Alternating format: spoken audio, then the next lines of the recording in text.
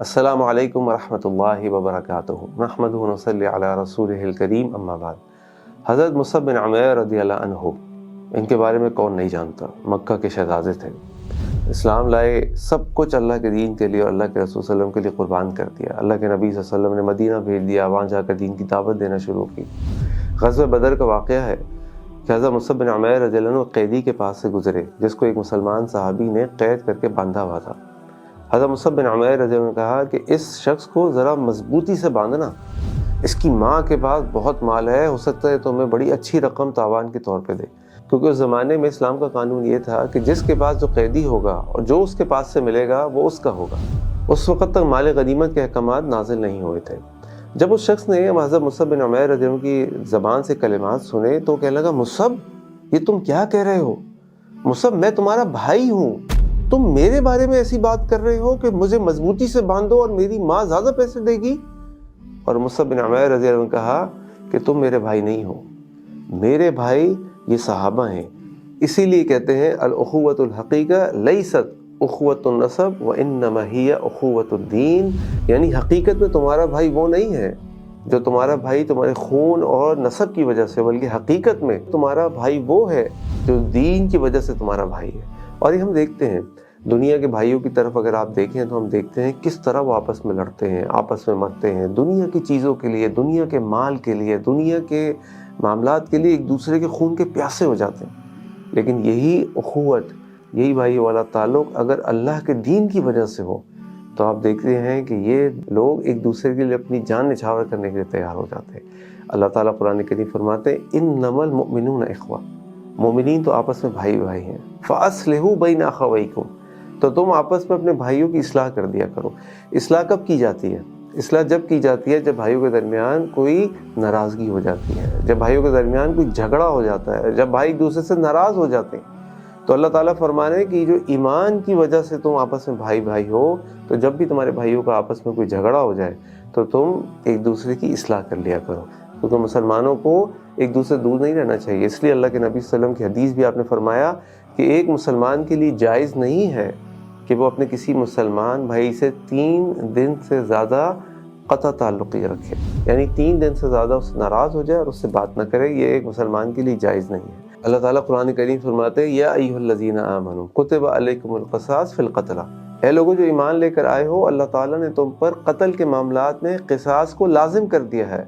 الحر بالحر والعبد بالعبد والانثى بالانثى، آزاد کے بدلے آزاد کو قتل کیا جائے گا، غلام کے بدلے غلام کو قتل کیا جائے گا، عورت کے بدلے عورت کو قتل کیا جائے گا۔ اور پھر دیکھیے آگے اللہ تعالیٰ کیا فرما رہے ہیں، فمن عفی لہ من اخیہ شیء، اور اگر اپنے بھائی کے معاملے میں کچھ معاف کر دیا جائے، یعنی قاتل کو معاف کر دیا جائے، اس پر بھی اللہ تعالیٰ اس قاتل کو کیا کہہ رہے ہیں، فمن عفی لہ من اخیہ، جبکہ ہم سب جانتے ہیں کہ اللہ تعالیٰ کے ہاں قتل کتنا بڑا جرم ہے۔ اللہ تعالیٰ قرآن کریم فرماتے ہیں من قتل نفسا بغیر نفس او فساد فی الارض، جس نے کسی جان کو بغیر کسی جان کے بدلے قتل کیا یا زمین میں فساد کرنے کے لیے قتل کیا، فکأنما قتل الناس جميعا، گویا کہ اس نے ساری کی ساری انسانیت کو قتل کر دیا۔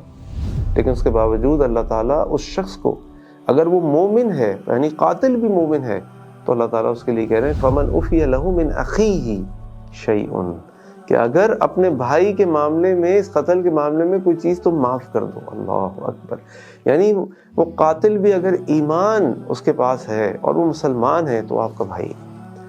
آپ دیکھیں اللہ تعالیٰ اس ایمان کے رشتے کو کتنا مضبوط اور کتنا ایکسٹینڈ کر دیتے ہیں۔ ترمذی کی ایک روایت میں اللہ کے نبی صلی اللہ علیہ وسلم کے الفاظ میں ملتے ہیں، آپ فرماتے ہیں لا تستنجوا بالروث ولا بالعظام، گوبر اور ہڈیوں سے استنجا مت کیا کرو۔ ہمیں معلوم ہے کہ جب ہمیں پانی نہیں ملے استنجے کے لیے تو ہم مٹی کے ڈھیلے استعمال کر سکتے ہیں۔ تو بعض اوقات یہ ہوتا تھا کہ اگر مٹی کے ڈھیلے نہیں ملتے تھے تو صحابہ کرام شاید گوبر اور ہڈیوں کو بھی استعمال کر لیتے ہوں کہ بھئی اس سے ہم استنجا کر لیتے ہیں۔ اللہ کے نبی صلی اللہ علیہ وسلم کو منع فرما دیا۔ اور کیوں منع فرمایا؟ بڑی اہم بات ہے۔ آگے اللہ کے نبی صلی اللہ علیہ وسلم فرما رہے ہیں فَإِنَّ زَادَ إِخْوَانِكُمْ فِي الْجِنِّ، یہ تمہارے جنوں کے اندر جو بھائی ہیں یہ ان کی خوراک ہے، یہ ان کا سامان ہے۔ اللہ اکبر، یعنی جنوں میں بھی، انسان تو چھوڑیے، جنوں میں بھی جو مومن جن ہیں وہ بھی ہمارے بھائی ہیں۔ اللہ اکبر، تو ہمیں چاہیے کہ ہم اپنے اصل بھائیوں کو پہچانیں، وہ بھائی جن سے ہماری اخوت دین کے رشتے کی بنیاد پر ہے، کیونکہ جن سے ہماری محبت دین کے رشتے کی بنیاد پر ہوگی ان کے لیے اللہ اکبر، اللہ تعالیٰ نے کیا کیا خوشخبریاں دی ہیں۔ اللہ کے نبی صلی اللہ علیہ وسلم فرماتے ہیں وہ 7 افراد جو قیامت والے دن اللہ تعالیٰ کے عرش کے سائے کے نیچے ہوں گے، ان میں سے 2 افراد وہ ہوں گے جو آپس میں اللہ کے لیے محبت کرتے ہوں گے، ان کی محبت صرف اللہ کے لیے ہوگی، وہ اللہ ہی کے لیے ایک دوسرے سے ملتے ہوں گے اور اللہ ہی کے لیے ایک دوسرے سے الگ ہوتے ہوں گے۔ اسی طرح اللہ کے نبی صلی اللہ علیہ وسلم نے ایک حدیث میں فرمایا قیامت والے دن کچھ افراد ایسے ہوں گے کہ جن سے انبیاء اور شہداء بھی عرش کریں گے۔ اللہ اکبر، انبیاء اور شہداء، ان سے بڑھ کے کون ہو سکتا ہے؟ اور پھر صحابہ نے اللہ کے نبی صلی اللہ علیہ وسلم فرمایا، اللہ کے نبی صلی اللہ علیہ وسلم صفہم لنا، اللہ کے نبی کون لوگ ہوں گے، ان کے بارے میں ہمیں بتائیے۔ اور اللہ کے نبی صلی اللہ علیہ وسلم فرمائیں گے اور یہ وہ لوگ ہوں گے جو دنیا میں اللہ کے لیے ایک دوسرے سے محبت کرتے ہوں گے۔ تو ایسے دوست بنائیے اور اس بات کو سمجھیے اور پہچانیے کہ who is your true brother.